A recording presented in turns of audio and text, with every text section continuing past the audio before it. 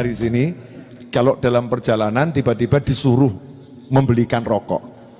Nah, kemudian rokoknya itu belum sempat dibeli atau sudah terbeli. Nah, saat itu tiba-tiba meninggal dunia. Itu su'ul khotimah atau tidak? Ini kelihatannya yang paling pantas menjawab Ustadz Abdus Somad. Jadi saya mau menyelamatkan beliau-beliau ya. Jadi biar Ustadz Abdus Somad yang menjawab. Pokoknya yang nggak enak biar Ustadz Abdus Somad.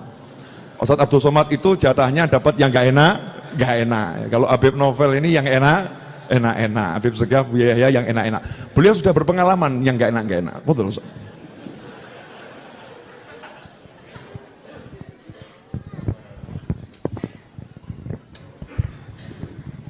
Karena saya merasa pertanyaan itu tadi pasti akan dijawab oleh guru-guru kita, jadi saya nggak dengar tadi. Terus terang Habib, wallahi nggak saya dengar. Karena saya merasa itu untuk guru-guru kita yang lebih layak. Syekhna. Bukan tidak menghormati Habib. Betul. Ustaz Abdul Somad nggak dengar, maka akan saya perdengarkan sekali lagi. Jadi pertanyaan ini kita tujukan pada Ustaz Abdul Somad. Setuju kawan-kawan?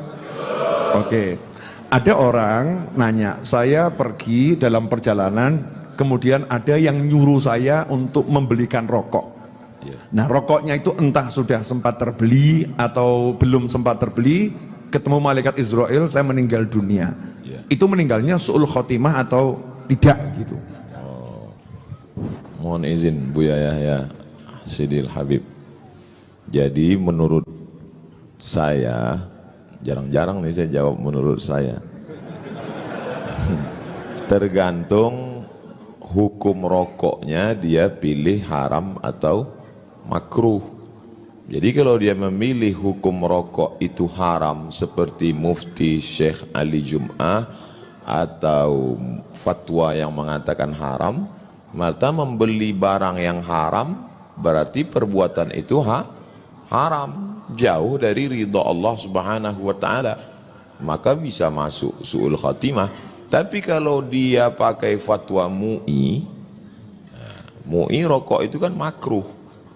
Rokok itu haram bagi ibu hamil, ibu menyusui, orang tua renta, sakit keras. Kalau dia pakai fatwa MUI makruh, ya sama seperti orang beli jengkol sama pete. Waktu mau beli jengkol mati, ya nggak apa-apa karena nggak sampai haram. Ini saya kira jawaban yang lebih selamat. Wallahu a'lam bishawab, Habib. Soalnya saya walaupun udah punya 2 tongkat, ngeri-ngeri sedap juga ini, Habib. Jazakumullah khairan, alhamdulillah. Jadi sebetulnya beliau-beliau ini kan nggak perlu ceramah ya, duduk santai itu kan juga menyenangkan. Tidak harus ceramah berdiri berjam-jam teriak-teriak, duduk santai ini kan sesuatu yang menyenangkan.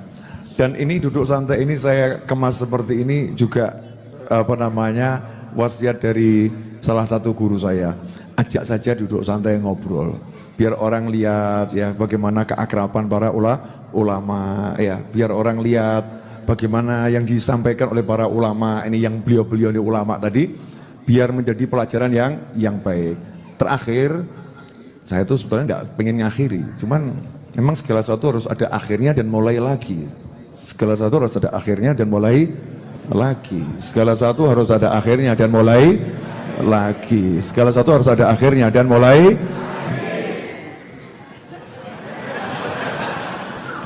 Ya, yang paham, yang nggak paham nggak usah. Kalau nggak paham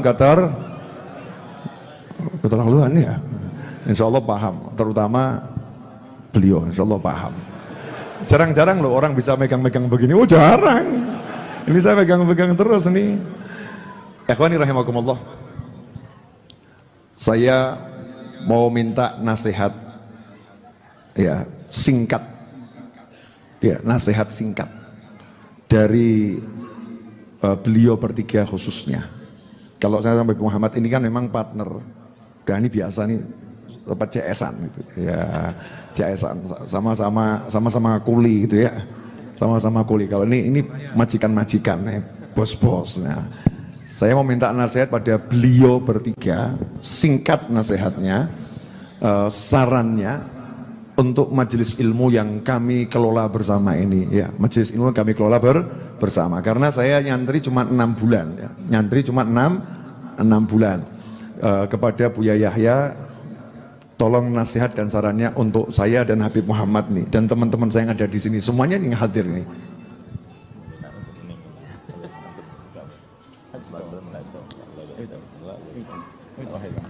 Tuh lihat tuh rebutan tuh, maksudnya rebutan nolak kan, beliau antum dulu, antum dulu. Ini kalau gini terus nggak jawab saudara-saudara.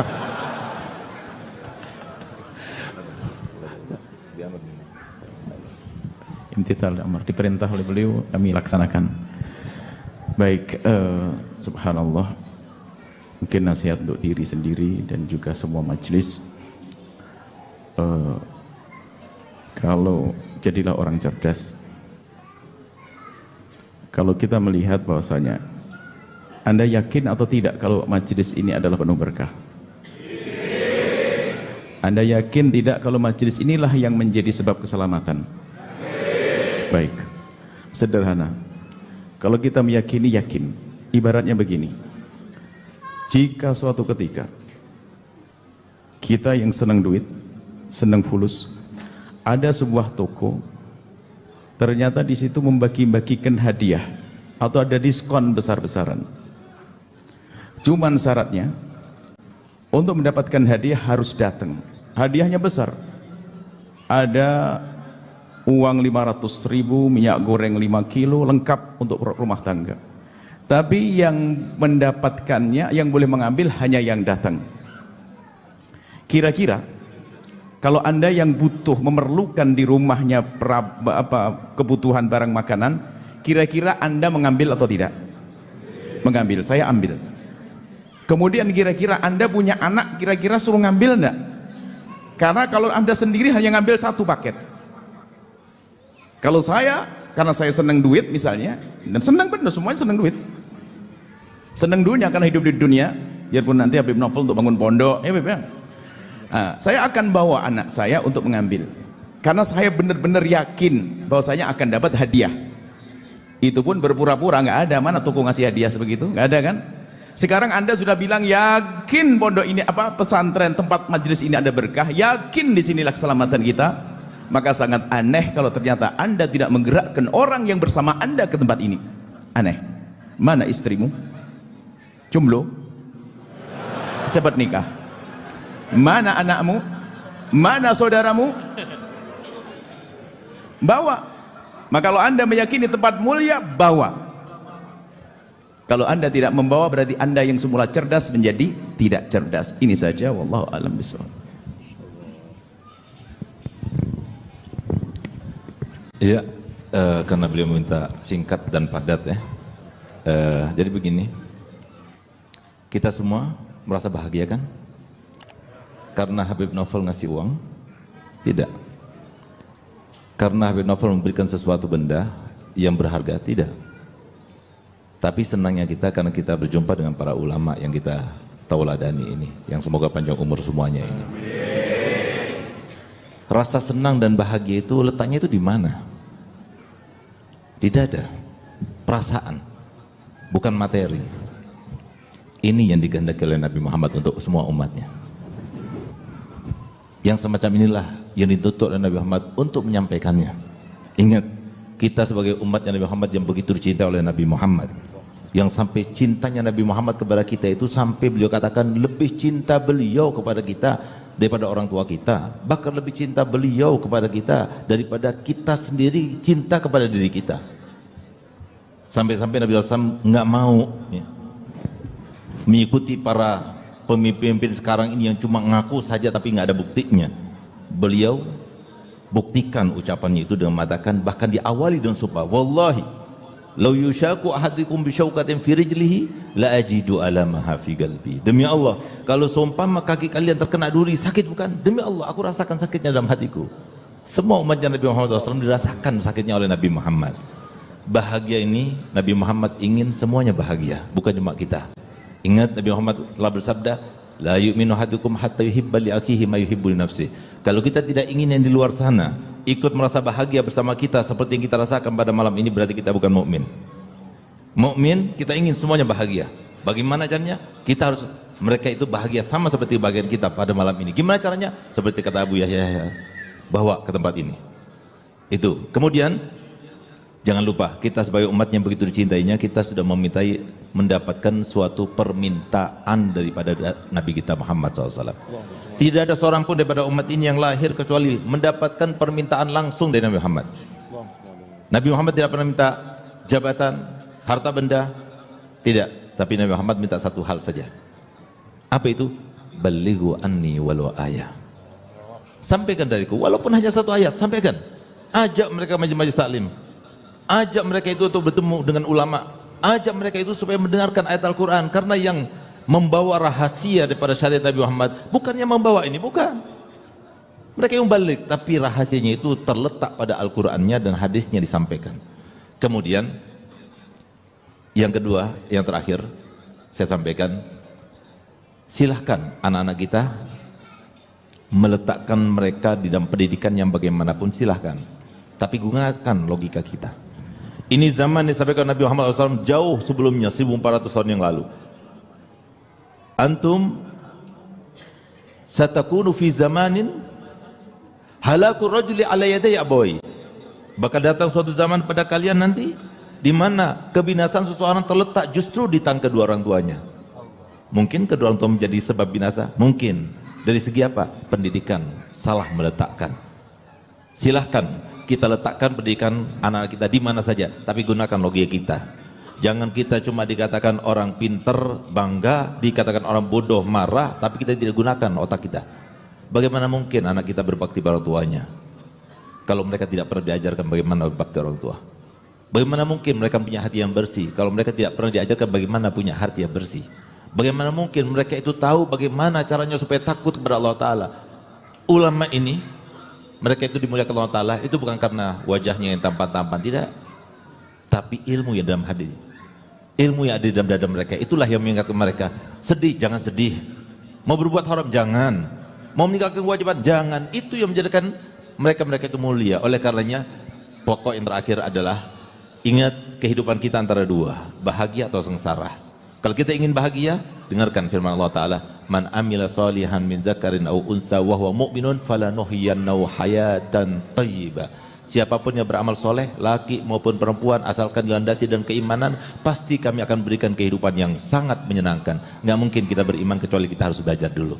Yang kedua, man a'radu an dzikri fa inna lahu ma'isyatan dongka wa nahsyuruhu yaumal qiyamati a'ma. Barang siapa yang berpaling pada zikirku, syariatku, majelisku, ulamaku, maka kata Allah Ta'ala, aku akan berikan baginya kehidupan yang sangat menyempitkan, dan kami akan bangkitkan nanti di akhirat dalam keadaan buta.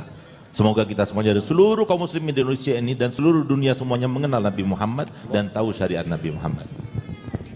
Habib Novel, kita izin sebelum Ustaz Abdul Somad. Mulai tadi Ustaz Abdul Somad yang sekarang Ustaz Abdul Somad, kayaknya kita harus ngerjain Habib Novel.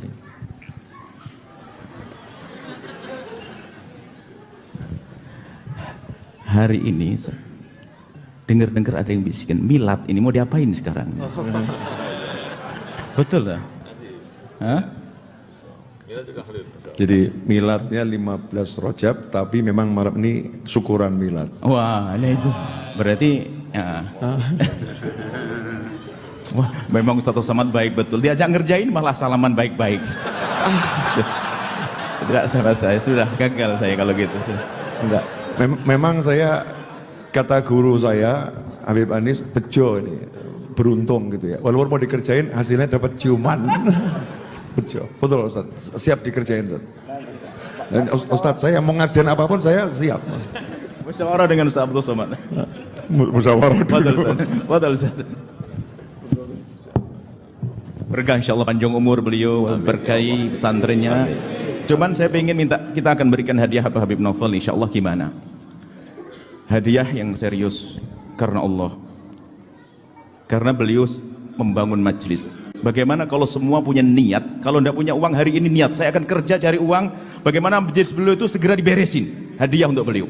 Amin. Yang tidak punya duit, saya akan kerja, saya akan sisihkan uangnya, nanti saya kirim niat malam ini untuk hadiah. Semoga Habib Novel panjang umur, dan panjang umurnya ditandai dengan majelisnya yang terus berjaya sampai hari kiamat. Siap? Siap insya Allah ya? Siap, itu hadiahnya insya Allah, Habib. Niat. Semangat nanti insya Allah. Majelis ini, kalau kita mati berjaya, majelis ada mengalir pahala. Gimana caranya insya Allah? Sallu ala Nabi Muhammad.